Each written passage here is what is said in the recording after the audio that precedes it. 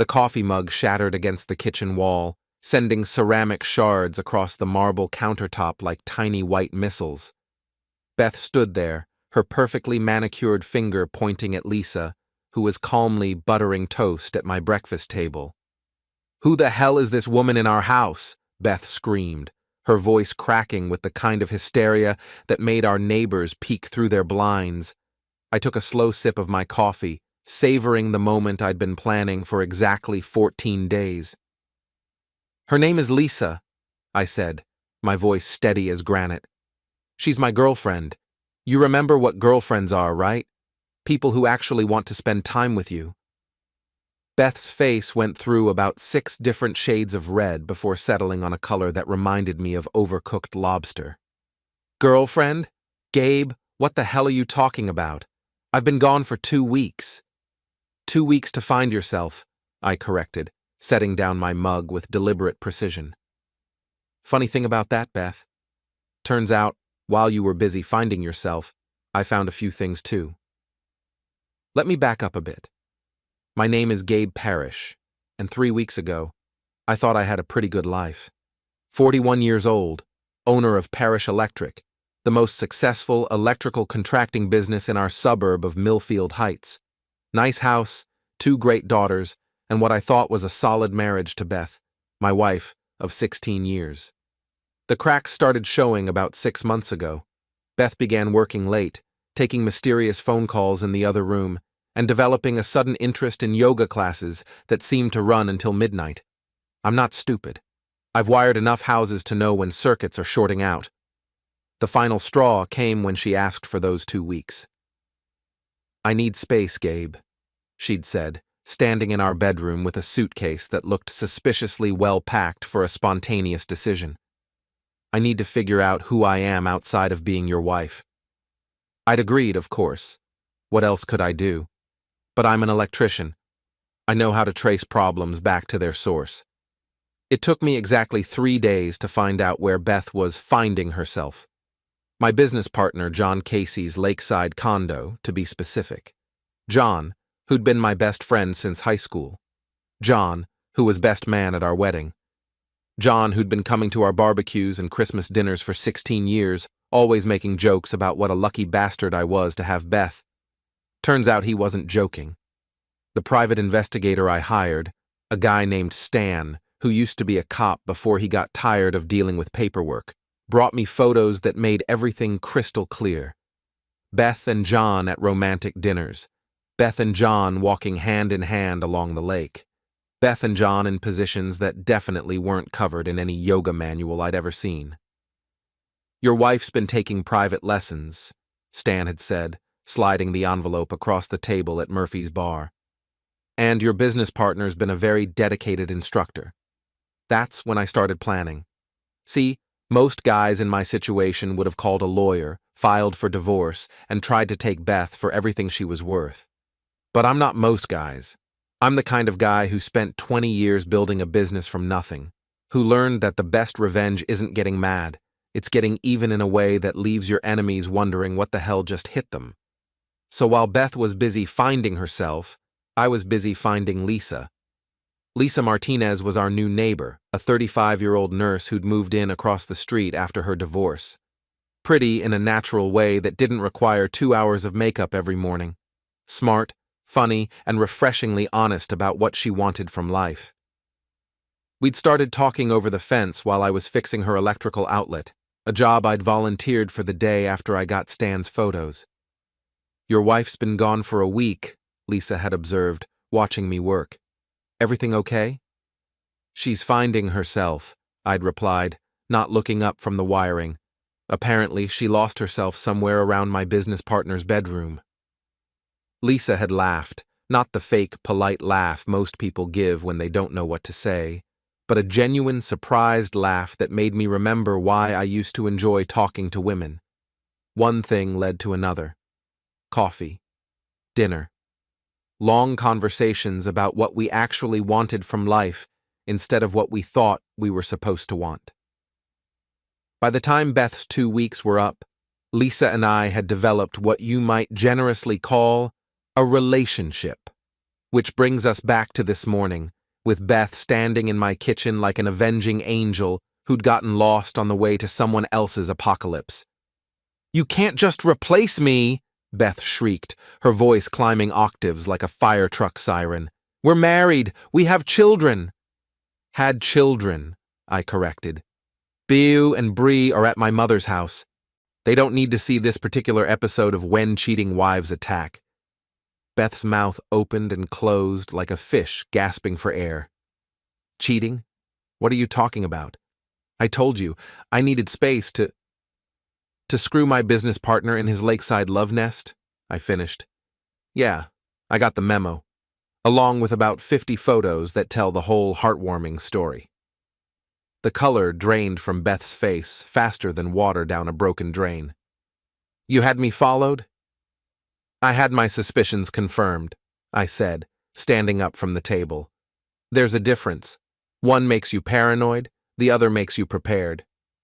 Lisa, who'd been watching this exchange with the calm professionalism of someone who'd seen plenty of family drama in her nursing career, finally spoke up. "Maybe I should go," she said, starting to rise from her chair. "No," I said firmly, putting a hand on her shoulder. "You belong here. Beth doesn't. Not anymore." Beth's face went through another color change, this time settling on a shade of purple that suggested either extreme rage or an impending stroke. "How dare you? This is my house." "Actually," I said, reaching into my jacket pocket and pulling out a folded document, "according to this restraining order, it's not. Turns out, when you abandon your marital home to shack up with your husband's business partner, you lose certain privileges, like the right to burst in here screaming at 7 in the morning." Beth stared at the paper like it was written in ancient Sanskrit. "Restraining order, you can't." "I can, and I did. Signed by Judge Morrison yesterday afternoon. You've got 30 minutes to collect your personal items, and then you need to stay at least 500 feet away from this property." I smiled, the kind of smile that probably looked more like a shark showing its teeth. "Don't worry, though. I'm sure John has plenty of room for your stuff at his place." That's when Beth made her first big mistake. Instead of cutting her losses and walking away with what dignity she had left, she decided to double down. "You bastard!" she hissed, stepping toward me with her hands clenched into fists. "You think you can just throw away 16 years of marriage because of some misunderstanding?" "Misunderstanding?" I laughed, a sound with about as much humor as a funeral dirge. "Beth, I've got photos of you and John in positions that would make a contortionist jealous. The only thing I misunderstood was thinking you had enough class to end our marriage before starting your next one." Beth's hand came up fast, aiming for my face with the kind of slap that's meant to reset someone's attitude. But I've been dodging flying objects in construction sites for 20 years. I caught her wrist 6 inches from my cheek. "That," I said quietly, "would be assault, in front of a witness, while you're already violating a restraining order." I released her hand and stepped back. "You want to add jail time to your list of problems today?" Beth stared at me like she was seeing a stranger, which I suppose she was. The Gabe she'd married was the kind of guy who would have taken her back, forgiven the affair, and spent the next 10 years pretending it never happened while she lost respect for him a little more each day. This Gabe had learned a few things during her 2-week absence. 29 minutes, I said, glancing at my watch. "Clock's ticking." Beth stormed upstairs to pack her things, her heels clicking against the hardwood like angry woodpeckers. Lisa and I sat in the kitchen, listening to drawers slamming and what sounded like a small furniture store being rearranged. "This is going to get ugly, isn't it?" Lisa asked, her nursing instincts probably picking up on the tension thick enough to cut with a knife. "It already is ugly," I replied, refilling my coffee cup. "Now it's just going to get public." The truth was, I'd been planning for this moment since the day I hired Stan. See, most people think revenge is about getting angry and doing something stupid, but real revenge, the kind that actually works, requires patience, planning, and a thorough understanding of your enemy's weaknesses. Beth's biggest weakness had always been her need to be seen as the victim. Even when she was clearly in the wrong, she had this talent for twisting situations until she came out looking like the injured party. It had worked for years, mainly because I'd been too focused on keeping the peace to call her on it. But this time was different. This time, I had documentation. Stan had done more than just take pictures. He'd tracked Beth's credit card purchases, mapped out her daily routine, and even managed to record a few conversations between her and John that would have made a sailor blush. All of it perfectly legal. Beth had used our joint credit cards for her affair, and she'd had most of her phone calls in public places where there was no expectation of privacy. The best part was the timeline. According to Stan's investigation, Beth and John had been planning this for months. They'd looked at apartments together. They'd discussed how to divide up the business assets. They'd even talked about what they'd tell my daughters about why Daddy wasn't going to be around anymore. That last part had really sealed the deal for me. "Gabe!" Beth's voice echoed down from upstairs, carrying the kind of fury that suggested she'd just discovered something unpleasant. "Where are my jewelry boxes?" "Safe deposit box," I called back, "along with anything else that might be considered marital assets. My lawyer thought it would be best to secure everything until the divorce proceedings are finalized." The silence that followed was so complete I could hear the refrigerator humming. Then came the sound of feet on stairs, moving fast. Beth appeared in the kitchen doorway holding an empty jewelry box, like evidence in a murder trial. "You stole my jewelry?" "I secured marital assets that were at risk of disappearing," I corrected. "There's a difference. One's theft, the other's smart financial planning." "Those were gifts, anniversary presents, birthday gifts. Purchased with marital funds during our marriage," I interrupted, "which makes them marital property subject to division during divorce proceedings. Don't worry, you'll get your fair share. Assuming you can prove you didn't use any of it to finance your affair." Beth's face went through its now familiar color progression, settling on a shade that reminded me of a ripe tomato. "You can't prove anything." I pulled out my phone and scrolled to a photo Stan had taken 3 days ago. Beth and John at Chez Laurent, the most expensive restaurant in town. Beth was wearing her diamond anniversary earrings, the ones I'd given her for our 15th wedding anniversary last year. "Funny story," I said, showing her the photo. "Those earrings cost me $3,000. The dinner you and John had while you were wearing them cost $450. John paid with his credit card, but I'm betting if we dig deep enough, we'll find some interesting financial connections." Beth stared at the photo like it was a snake that had just offered her an apple. "How did you get pictures of your romantic dinner?" "Professional photographer. Turns out when you hire someone who used to work for the police, they know all sorts of interesting techniques for gathering evidence." That's when Beth made her second big mistake. Instead of realizing she was outgunned and outmaneuvered, she decided to go on the attack. "You're sick," she said, her voice dropping to the kind of whisper that's supposed to be more threatening than shouting. "Following me around, taking pictures, spying on me like some kind of stalker. No wonder I needed to get away from you." Lisa, who'd been quietly observing this exchange, finally spoke up. "Actually, that's called gathering evidence of adultery. It's perfectly legal, and it's usually necessary when one's spouse is lying about their activities." Beth turned on Lisa with the kind of look that could have melted steel.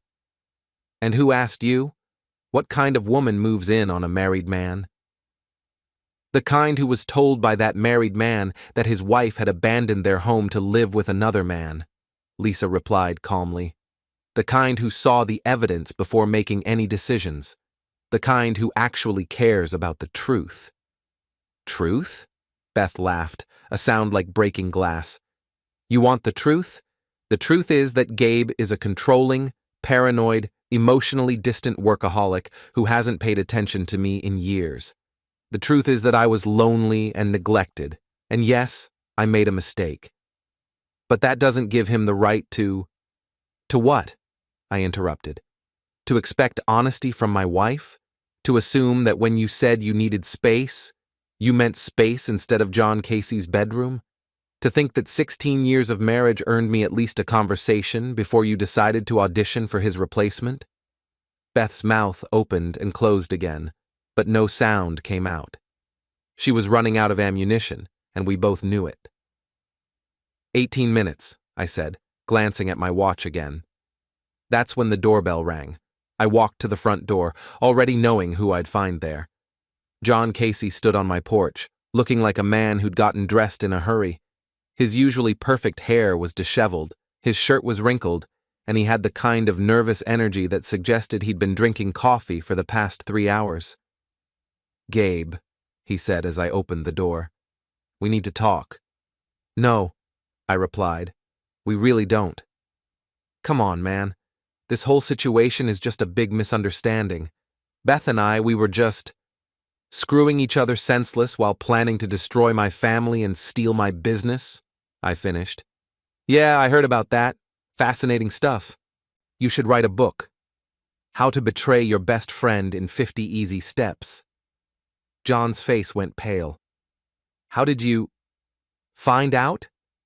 "Same way I found out about the apartment you two looked at on Elm Street. Same way I found out about your plans to buy me out of the business using money you've been skimming from our accounts. Same way I found out about the conversation you had with Beth about getting custody of my daughters so you could play house with my family." John stepped backward, like I'd just told him he had a terminal disease. "Gabe, you don't understand. It's not what it looks like. It looks like my business partner and my wife decided to betray me in every way possible while pretending to be concerned about my well-being," I said. "If that's not what it is, then you've got about 30 seconds to explain what it actually is."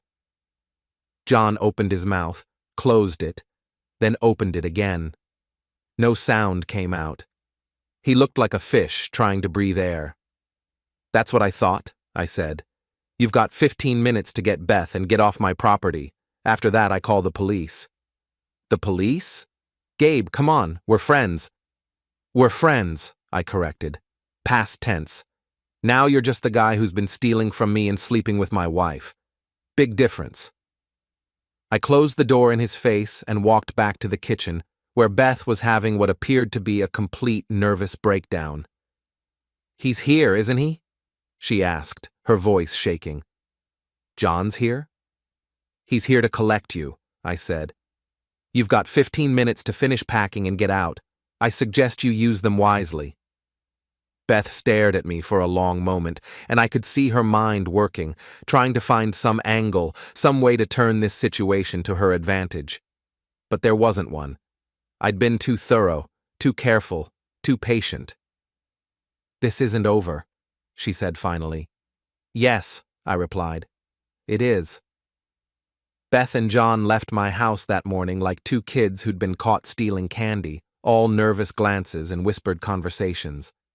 I watched from the kitchen window as they loaded Beth's hastily packed suitcases into John's BMW, noting how they both kept looking back at the house like they expected me to come running after them with apologies and forgiveness. They were going to be disappointed. Lisa squeezed my hand as we watched them drive away. "You okay?" "Better than I've been in months," I said, and meant it. "You want some breakfast?" "Real breakfast, not the toast and coffee routine we just had." "Shouldn't you be upset?" she asked. "I mean, your marriage just ended." "My marriage ended 6 months ago," I replied, pulling eggs and bacon from the refrigerator. "I just didn't get the memo until 2 weeks ago." The truth was, I felt lighter than I had in years.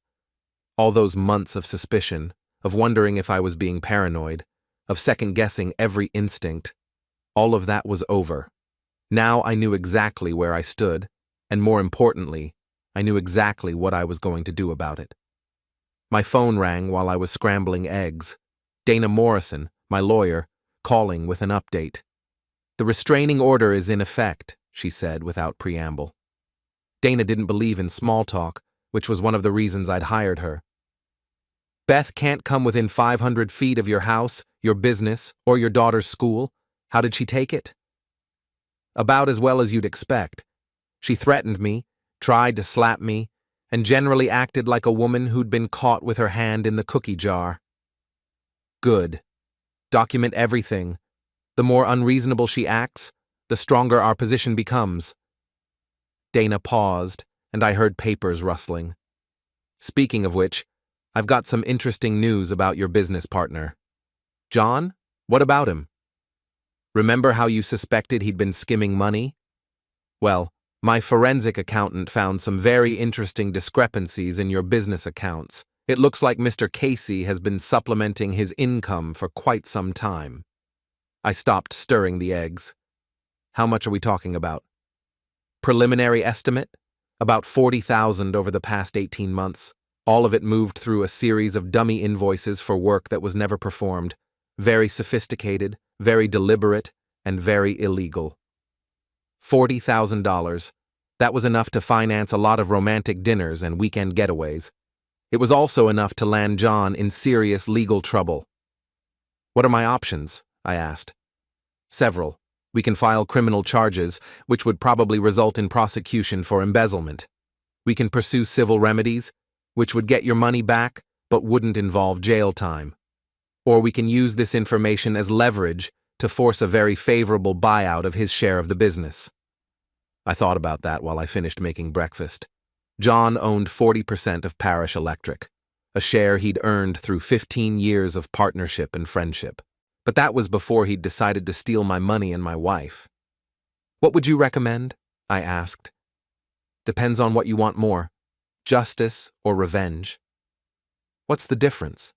Dana laughed, a sound like ice cubes clinking in a glass. Justice is getting your money back and seeing him punished according to the law. Revenge is making sure he loses everything that matters to him while you come out ahead. And if I wanted revenge? Then we'd arrange a meeting with Mr. Casey and present him with a choice. He can buy out your 60% of the business at fair market value, about $400,000, or we can file criminal charges and let him explain to a jury why he thought it was okay to steal from his best friend. $400,000. That was enough to start over, to build something new, to give my daughters the kind of security that didn't depend on trusting people who'd already proven they couldn't be trusted. Set up the meeting, I said. I was hoping you'd say that. After I hung up, Lisa and I ate breakfast in comfortable silence. It was amazing how peaceful the house felt without Beth's constant undercurrent of dissatisfaction and restlessness. No dramatic sighs, no passive-aggressive comments about how I never paid attention to her, no sudden mood changes that turned simple conversations into emotional minefields. Can I ask you something? Lisa said as we finished eating. Shoot. Why aren't you more angry? I mean, I know you're handling this strategically, but most people would be furious, screaming, throwing things, plotting elaborate revenge schemes. I thought about that for a moment. You know what the difference is between a good electrician and a bad one? What? A bad electrician gets angry when a circuit shorts out. He starts yanking wires and cursing and making a bigger mess. A good electrician stays calm, traces the problem back to its source, and fixes it properly so it doesn't happen again. Lisa smiled. And Beth was a short circuit? Beth was a symptom. The real problem was that I'd been ignoring warning signs for months, hoping things would get better on their own. But electrical problems don't fix themselves. They just get worse until something burns down. My phone buzzed with a text message. From John. We need to talk. This is getting out of hand. I showed the message to Lisa. Looks like someone's starting to panic.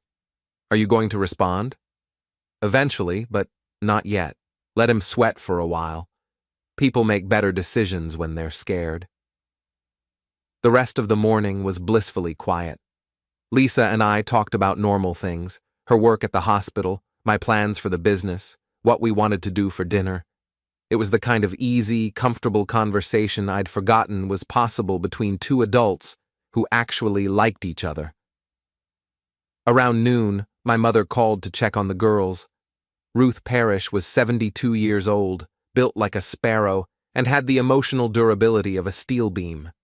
She'd raised 4 boys after my father died in a construction accident, and she didn't have much patience for drama. "How are Beau and Bree handling things?" I asked. "Better than I expected. They're smart girls, Gabe. They knew something was wrong before you did." "What do you mean?"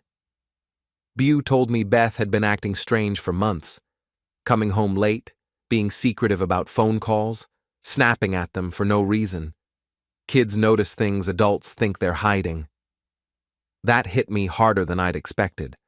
I'd been so focused on protecting my daughters from the truth about their mother that I'd missed the fact that they'd already figured it out on their own. "Do they know about John?" "They suspected. Bree saw him at the house one afternoon when you were at work, and Beth thought the girls were at school. She came home sick and found them together." I closed my eyes, feeling a wave of guilt wash over me. "Why didn't she tell me?" "Because she's 13 years old, and she was hoping she was wrong. She's been carrying that secret for 2 months, Gabe. She's relieved it's finally out in the open." 2 months. My 13-year-old daughter had been protecting me from the truth about my marriage for 2 months, while I'd been stumbling around in denial. "Can I talk to them?" "They're at the park with some friends, but they'll be back for dinner. Why don't you and Lisa come over? It's time they met her properly." After we hung up, I sat in my kitchen, thinking about how badly I'd misjudged everything. I thought I was protecting my daughters by keeping the truth from them. Instead, I'd been forcing them to protect me by keeping the truth from me. My phone buzzed again. Another text from John. "Gabe, please. We've been friends for 20 years. Don't throw that away over a misunderstanding." This time I responded, "Meet me at the office tomorrow at 9 a.m. Come alone. Bring your checkbook." His reply came back almost immediately. "What's this about?" I typed back, "You'll find out tomorrow." Then I turned off my phone and spent the rest of the day learning what it felt like to be happy in my own house again. The next morning, I arrived at the parish electric offices 30 minutes early. I wanted to be settled, calm, and completely prepared when John walked through that door. Dana had briefed me on exactly what to say and how to say it. This wasn't going to be an emotional confrontation between 2 former friends. This was going to be a business transaction. John showed up at exactly 9 o'clock, looking like he hadn't slept in days. His usually perfect appearance was disheveled. Wrinkled shirt, unshaven face, hair that looked like he'd been running his hands through it all night. He was carrying a manila folder and wearing the expression of a man walking to his own execution. "Gabe," he said as he entered my office. "Thanks for agreeing to meet." "Sit down, John." He took the chair across from my desk, the same chair he'd sat in hundreds of times over the years when we'd planned jobs, discussed business strategy, or just talked about our lives. But this time was different. This time there was a lawyer sitting in the corner taking notes, and a folder full of evidence sitting on my desk. "I brought some papers," John said, opening his folder with shaking hands. "Legal documents that explain everything. Beth and we never meant for this to happen. It just—" "John," I interrupted. "Shut up and listen." He stopped talking, his mouth hanging slightly open. "We're not here to discuss your relationship with my wife," I continued. "We're here to discuss your theft from our business." The color drained from John's face like water from a broken pipe. "Theft? Gabe? What are you talking about?" I opened the folder on my desk and pulled out a stack of papers. $43,726. That's how much you've stolen from Parish Electric over the past 18 months. John stared at the papers like they were written in a foreign language. "I don't know what you're talking about." Dummy invoices for electrical work that was never performed, payments to subcontractors who don't exist, equipment purchases that never happened. All of it funneled through accounts that you control. I slid the papers across the desk. My forensic accountant was very thorough. John picked up the papers with hands that were visibly shaking. As he read, his face went through several color changes, finally settling on a shade of gray that suggested he was either about to throw up or pass out. This is all a misunderstanding, he said finally. These payments, they were for financing your affair with my wife, I finished. Romantic dinners, weekend getaways, the security deposit on that apartment you two looked at on Elm Street, all paid for with money you stole from our business. John set the papers down and looked at me with the expression of a man who'd just realized he was standing in quicksand. Gabe, we can work this out. We've been partners for 15 years. We were partners. Past tense. Now you're just a thief who used to be my friend. What do you want? I want you to buy me out of the business. Fair market value, which according to our most recent appraisal, is $650,000. Your 40% comes to $260,000. You'll pay me the remaining $390,000, plus the $43,000 you stole, plus interest and penalties. Total amount due, $450,000. John's mouth fell open. $450,000? Gabe, I don't have that kind of money. Then you'd better find it, because the alternative is criminal charges for embezzlement, which carries a potential sentence of up to 10 years in prison. You can't be serious. I leaned back in my chair and studied John's face. This was the man who'd been my best friend for 20 years. The man who'd been best man at my wedding. The man who'd held my daughters when they were babies and taught them how to ride bicycles and told them bedtime stories when Beth and I went out for date nights. This was also the man who'd been systematically stealing from me while planning to destroy my marriage and take custody of my children. Dead serious, I said. You've got 48 hours to come up with the money. After that, I file criminal charges. John stood up so fast his chair fell backward. This is insane. You're destroying both our lives over a mistake. I'm not destroying anything, I replied calmly. You already did that. I'm just cleaning up the mess. And what about Beth? What happens to her in all this? Beth gets what she wanted, freedom to be with you. Of course, she'll be doing it without any of my money, any claim to my business, or any custody of my daughters. But hey, at least you two will have each other. John stared at me for a long moment, and I could see him trying to process the reality of his situation. He'd gambled everything on the assumption that I'd never find out about the affair, and even if I did, I'd be too weak or too forgiving to do anything about it. He'd miscalculated badly. 48 hours, I repeated. The clock starts now. John left my office without another word, but I could hear him making phone calls in the parking lot. Desperate phone calls to banks, to lawyers, to anyone who might be able to help him come up with $450,000 in 2 days. Good luck with that. After he was gone, Dana emerged from the corner where she'd been taking notes. That went well. Think he'll pay? He doesn't have a choice. The evidence is overwhelming, and he knows it. He'll probably have to mortgage everything he owns, but he'll pay. And if he doesn't, then he goes to prison, and you still get the business. Either way, you win. That afternoon, I drove to my mother's house to pick up Beau and Bree. It was time to have the conversation I'd been dreading, explaining to my daughters why their mother wouldn't be living with us anymore. But as it turned out, they already knew most of the story. Dad, Beau said as we sat in my mother's living room, we're not little kids anymore. We know Mom was cheating on you with Uncle John. Uncle John. That's what they'd always called him, the man who'd been like family to us for 20 years. How long have you known? I asked. A couple of months, Bree admitted. I saw them together when I came home sick from school. They didn't see me, but I saw them. Why didn't you tell me? Beau and Bree exchanged a look that was far too mature for their ages. Because we hoped you'd figure it out on your own, Beau said, and because we didn't want to be the ones to hurt you. I felt my throat tighten. My daughters, 15 and 13 years old, had been trying to protect me from the truth about my own marriage. I'm sorry, I said. You shouldn't have had to carry that secret.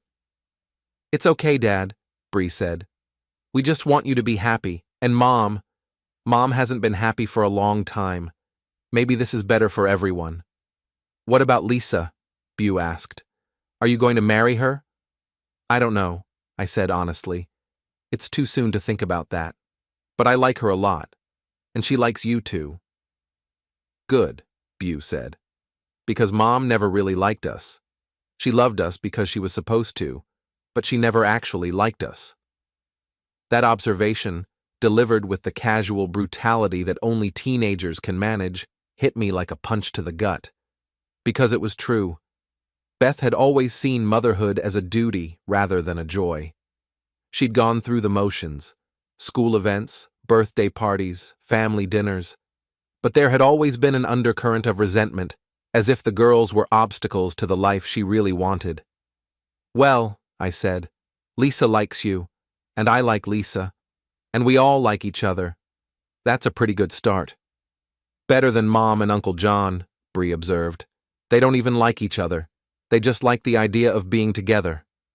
Out of the mouths of babes. That evening, Lisa and I took the girls out to dinner at their favorite restaurant. It was the first time the four of us had eaten together as a family, and I was nervous about how it would go. But I needn't have worried. Lisa had a natural ease with teenagers that Beth had never possessed. She listened to their stories, laughed at their jokes, and treated them like actual people rather than miniature adults who needed to be managed. This is nice, Bew said as we walked back to the car. It feels normal. Normal. That was exactly what it felt like. For the first time in months, maybe years, I felt like I was part of a real family instead of a collection of people who happened to live in the same house. My phone buzzed with a text message. From John. I need more time.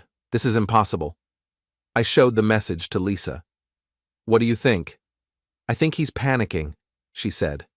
Which means your plan is working. I typed back, 48 hours, not 49. His response came immediately. Please, I'm begging you. Too late for begging, I replied.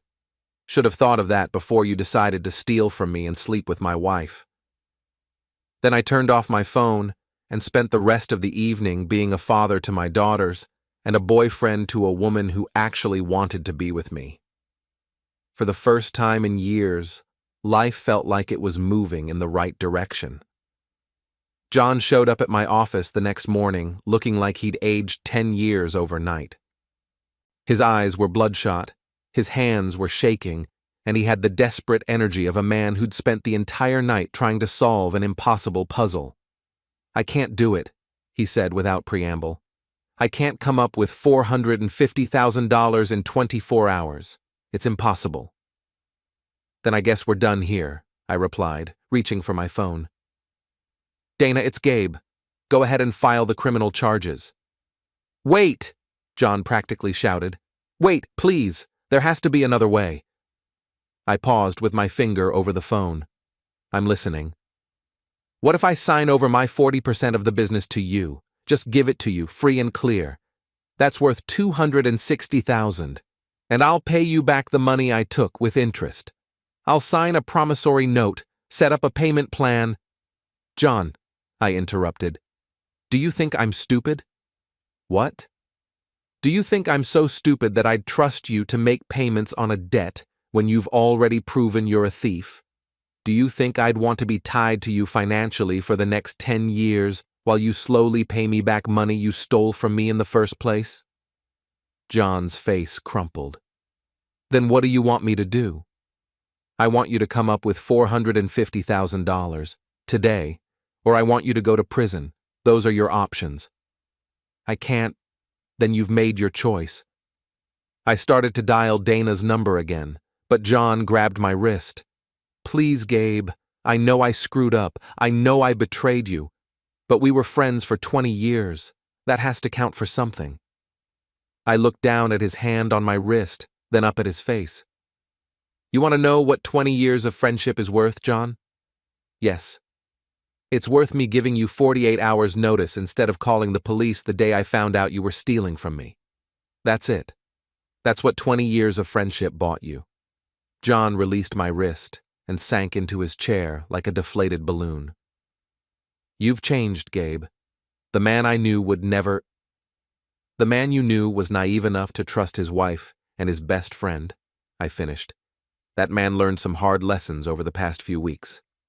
This is who he became. John sat in silence for a long moment, staring at his hands. When he finally looked up, there was something different in his eyes, something harder.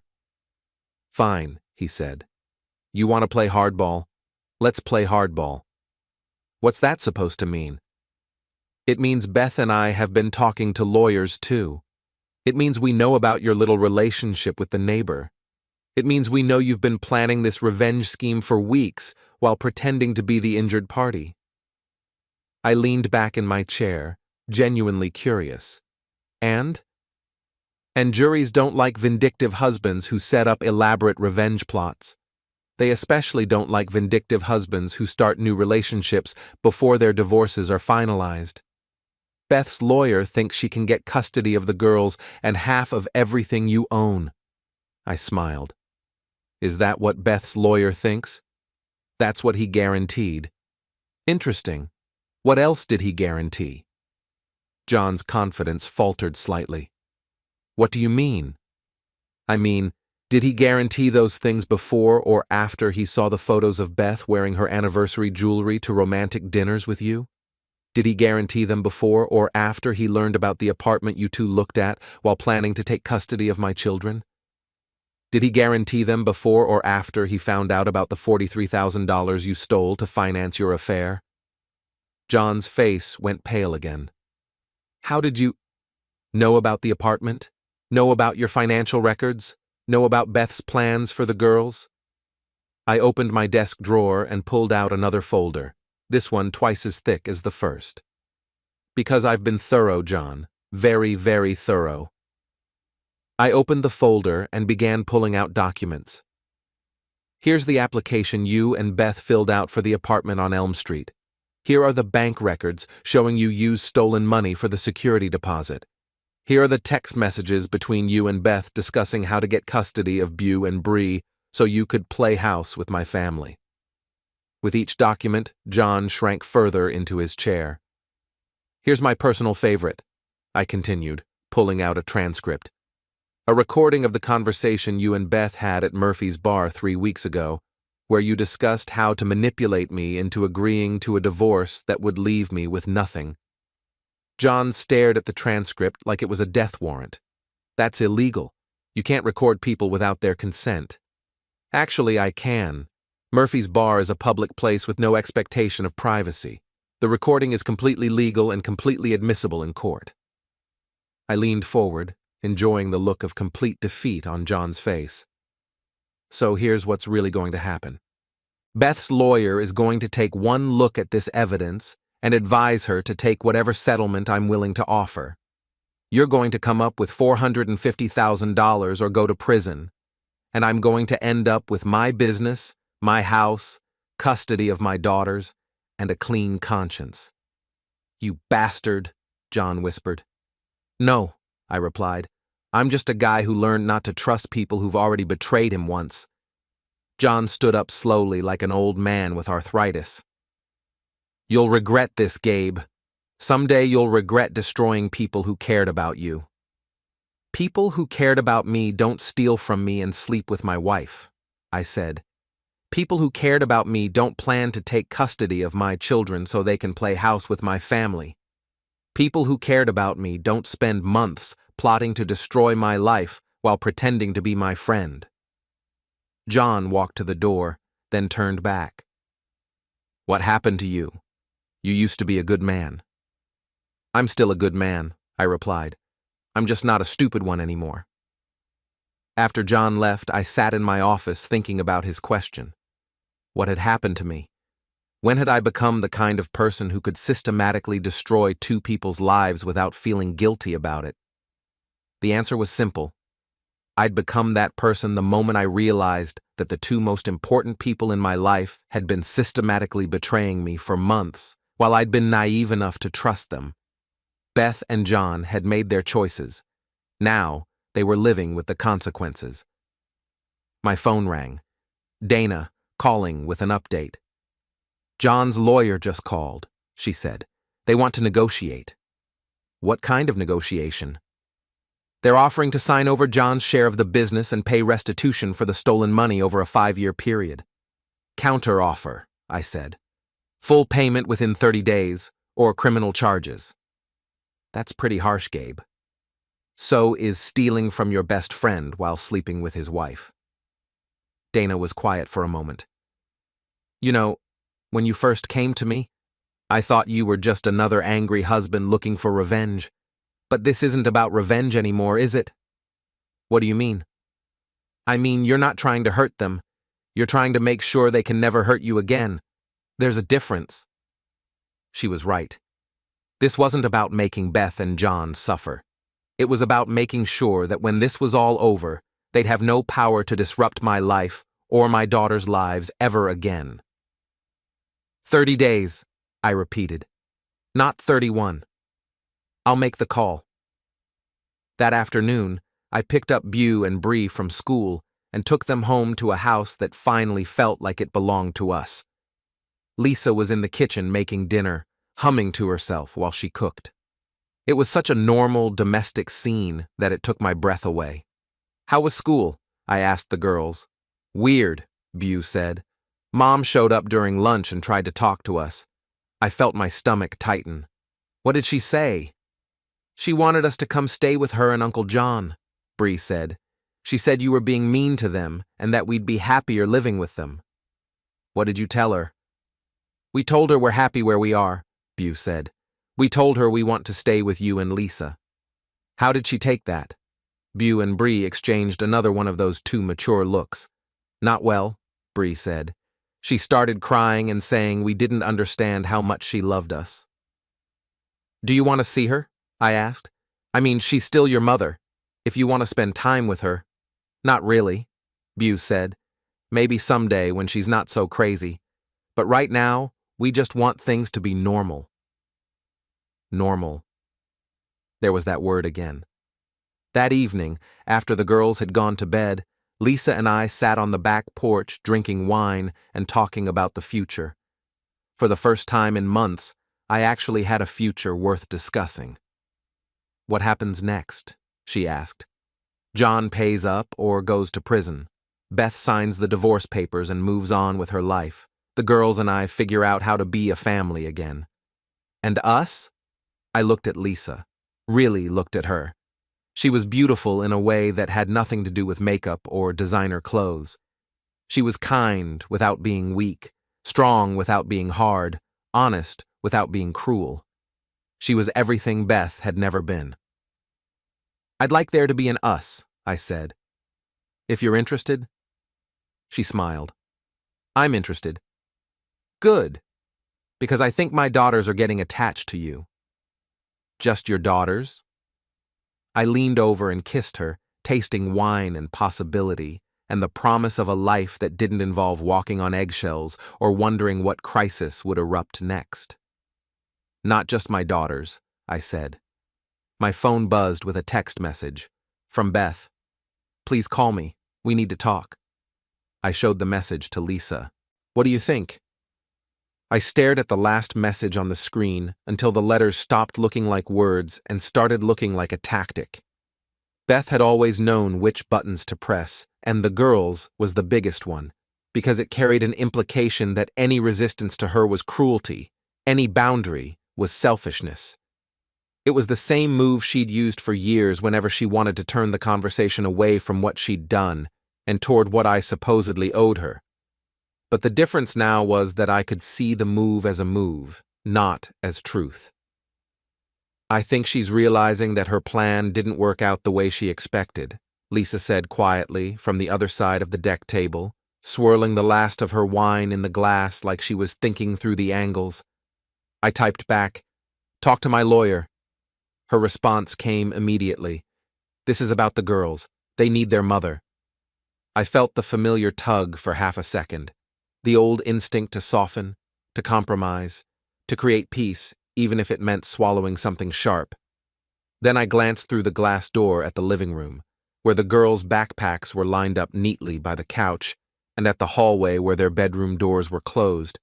where the house had finally gone quiet in a way that felt safe instead of lonely. The silence wasn't a punishment. It was protection. "They have their mother," I replied. "They just don't want to live with her." The phone stayed silent after that, not because Beth had suddenly found humility, but because she'd run out of angles that didn't expose her. If she pushed harder, she'd have to explain why the girls didn't want to live with her, and explaining that truth would require admitting she'd chosen chaos over stability, fantasy over family, and she wasn't ready to say those words out loud. People who live on narratives avoid facts like they're poison. Lisa watched me set the phone face down on the table and reached for my hand, not squeezing, not making a big moment out of it, just touching like she was reminding my nervous system that the fight didn't have to enter the house. Her presence had a strange effect on me. It didn't erase what happened. It just kept me from spiraling into the old reflex of trying to control everything with more effort. "You did good," she said softly. "I did necessary," I replied, and I meant it. There was no pride in what I'd typed, no thrill in refusing Beth. Just a calm line drawn in permanent ink.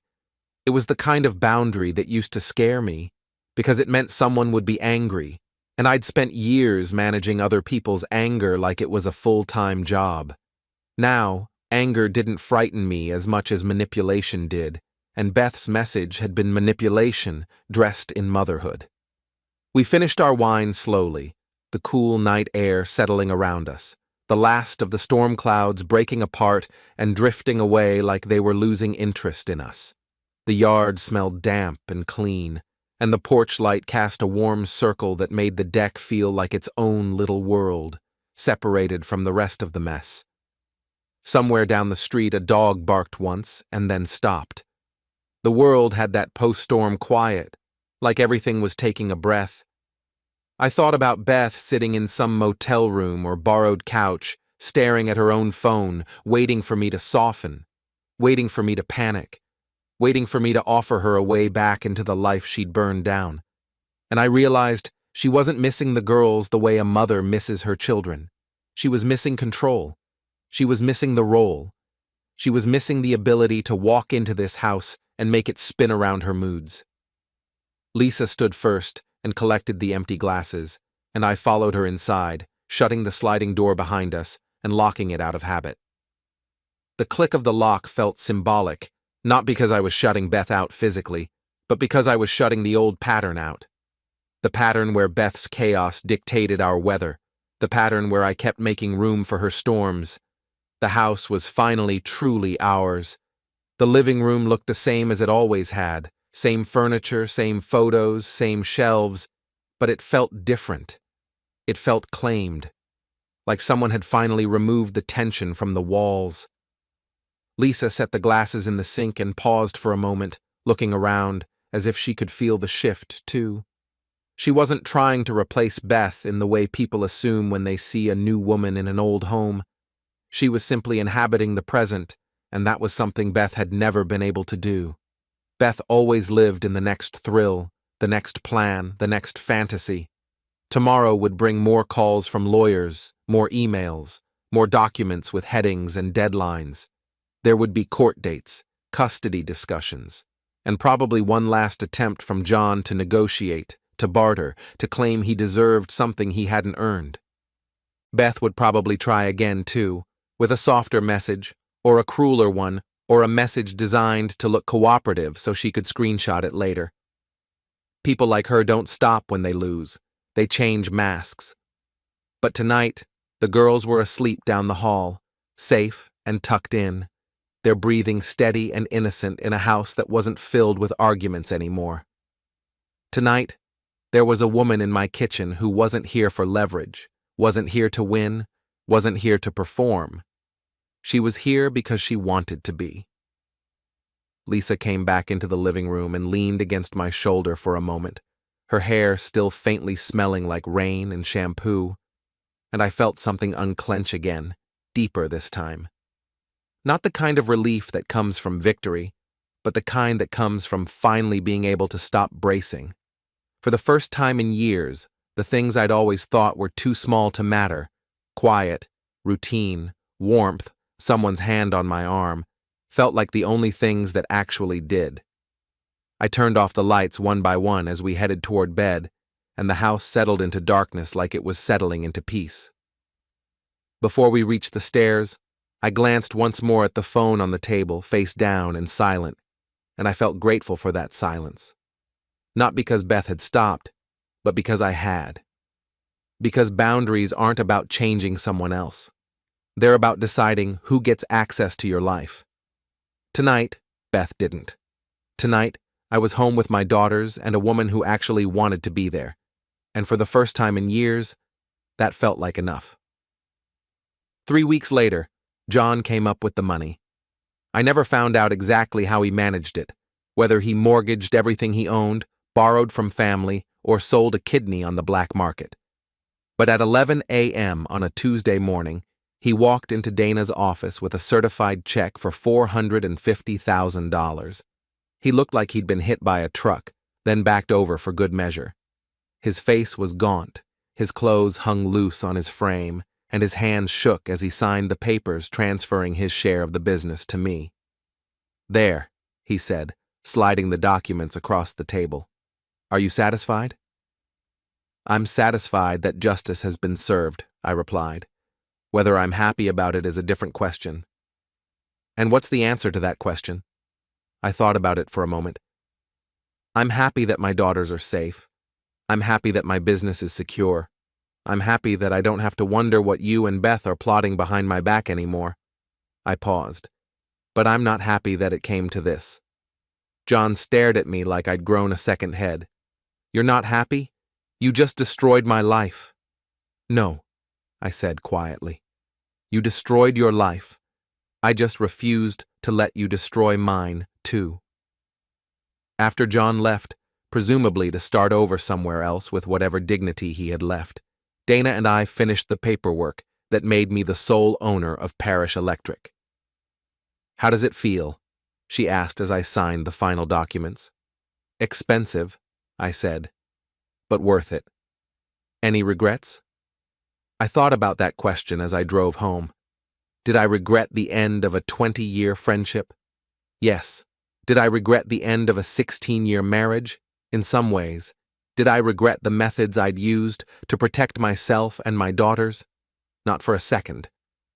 Beth had signed the divorce papers the week before, agreeing to a settlement that gave her almost nothing. According to Dana, Beth's lawyer had taken one look at the evidence against her and advised her to take whatever deal I was willing to offer. She got her personal belongings, her car, and enough money to start over somewhere else. Everything else, the house, the business, custody of the girls, stayed with me. She'd moved to another state with what was left of her relationship with John. I'd heard through mutual friends that they were already having problems, fighting about money and blame, and whose fault it was that their grand plan had imploded so spectacularly. I wasn't surprised. A relationship built on betrayal and stolen money was never going to be stable. The girls were doing better than I'd expected. They missed their mother sometimes, but they didn't miss the constant tension and drama that had defined our household for months. They liked Lisa, they liked the peace that had settled over our house, and they liked not having to walk on eggshells every day. "It's like we can breathe again," Beau had said one evening while we were making dinner together. That pretty much summed it up. Lisa had officially moved in the previous weekend. We'd talked about it for weeks, making sure the girls were comfortable with the idea, making sure we weren't rushing into something we'd regret later. But it felt right. Natural. Like something that should have happened years ago. "You know what the best part is?" she'd said as we unpacked her boxes. "What?" "No drama. No fights about nothing. No wondering what mood everyone's going to be in when we wake up in the morning." She was right. Our house had become a place where people actually wanted to be, instead of a place where people counted the hours until they could escape. I pulled into my driveway that Tuesday afternoon feeling lighter than I had in years. The business was mine. The house was peaceful. My daughters were happy. I was in love with a woman who actually loved me back. Life was good. That's when I saw Beth's car parked across the street. She was sitting behind the wheel, staring at my house like she was trying to solve a complex mathematical equation. When she saw me, she got out of the car and started walking toward me. "Hello, Gabe," she said when she reached my driveway. "Beth, you're violating the restraining order." "I know, I just needed to see you, to talk to you." She looked terrible. Her hair was unwashed, her clothes were wrinkled, and she had the hollow-eyed look of someone who hadn't been sleeping well. The confident, manipulative woman who'd demanded 2 weeks to find herself was gone, replaced by someone who looked lost and desperate. "There's nothing to talk about," I said. "Everything that needed to be said was said in court. Please, just 5 minutes." Against my better judgment, I found myself curious about what she could possibly have to say. "5 minutes. Then you leave and you don't come back." "John left me," she said without preamble. "I'm sorry to hear that." "Are you? Really?" I thought about it. "Yeah, actually, I am. Not because I want you back, but because I never wanted you to be miserable. I just wanted you to be honest." Beth laughed, a sound like breaking glass. "Honest? That's rich, coming from you." "What's that supposed to mean?" "It means you planned this whole thing from the beginning. The private investigator, the evidence gathering, the legal maneuvering. You set us up to fail." "I documented your choices," I corrected. "There's a difference." "Is there? Because from where I'm standing, it looks like you manipulated the whole situation to get the outcome you wanted." I stared at Beth, amazed by her ability to rewrite history even when faced with overwhelming evidence of her own culpability. "Beth," I said slowly, "you cheated on me with my best friend. You used our joint credit cards to finance your affair. You planned to take custody of our children so you could play house with another man. You abandoned our marriage to live with someone else for 2 weeks. I paused. Which part of that was my fault? "You were never there," she exploded. "You worked all the time. You never paid attention to me. You treated me like a piece of furniture that happened to live in your house." "So you decided to have an affair instead of talking to me about it, instead of suggesting marriage counseling, instead of asking for a divorce. You decided to lie and cheat and steal." "I made a mistake." "No," I said firmly.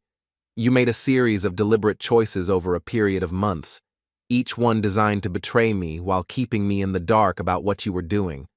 That's not a mistake. That's a plan." Beth stared at me for a long moment, and I could see her trying to find some angle, some way to make this my fault instead of hers. "The girls miss me," she said finally. "Sometimes. But they don't want to live with you." "Because you turned them against me." "Because you turned them against you. I didn't have to say a word. They figured out what kind of person you really are all by themselves." That hit home. Beth's face crumpled, and for a moment she looked like the woman I'd fallen in love with 20 years ago, young, vulnerable, and genuinely hurt. "I know I screwed up," she whispered. "I know I made terrible choices, but we had 16 years together. Doesn't that count for something?" "It counted for giving you 2 weeks to figure out what you wanted instead of filing for divorce the day I found out about the affair," I said. "It counted for not pressing charges when I discovered you'd been using our joint accounts to finance your relationship with John. It counted for letting you see the girls whenever you wanted, even though you'd planned to take them away from me. And that's it? That's all 16 years of marriage is worth?" "That's all 16 years of marriage is worth when you spend the last 6 months of it betraying everything we built together." Beth stood in my driveway for another minute, looking lost and broken and completely defeated. Part of me, a very small part, felt sorry for her. But mostly I just felt tired. "I should go," she said finally. "Yeah, you should."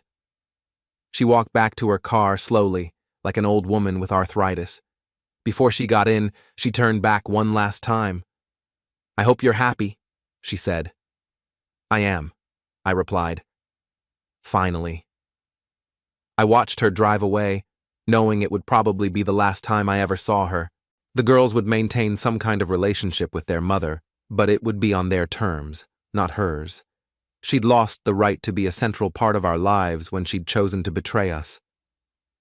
As I walked up to my front door, I could hear laughter coming from inside. Lisa and the girls, making dinner together and enjoying each other's company. The sound of a real family, not the tense, walking on eggshells atmosphere that had defined our house for months. I opened the door and stepped into my new life. A life without drama, without betrayal, without wondering what crisis would erupt next. A life where people actually wanted to be together instead of just going through the motions. "How did it go?" Lisa asked as I hung up my coat. "It's over," I said. "Really, truly over."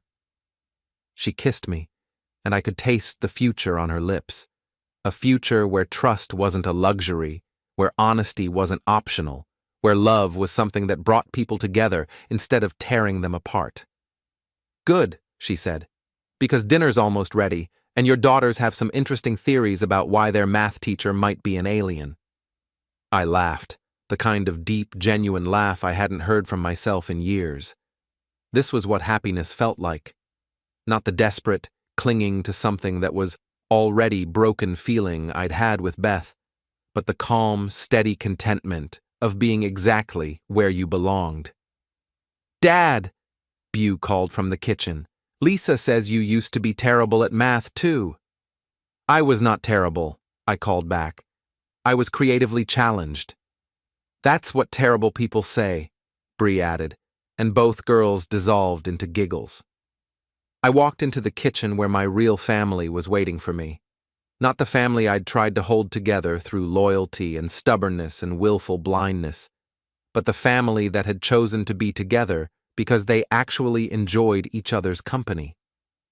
As we sat down to dinner, I thought about John's question from weeks earlier. What had happened to me? When had I become the kind of person who could systematically destroy two people's lives? The answer was simple. I'd become the kind of person who valued truth over comfort, who chose self-respect over false peace, who protected the people he loved instead of enabling the people who hurt them. I'd become the kind of person who deserved to be happy, and for the first time in years, I was.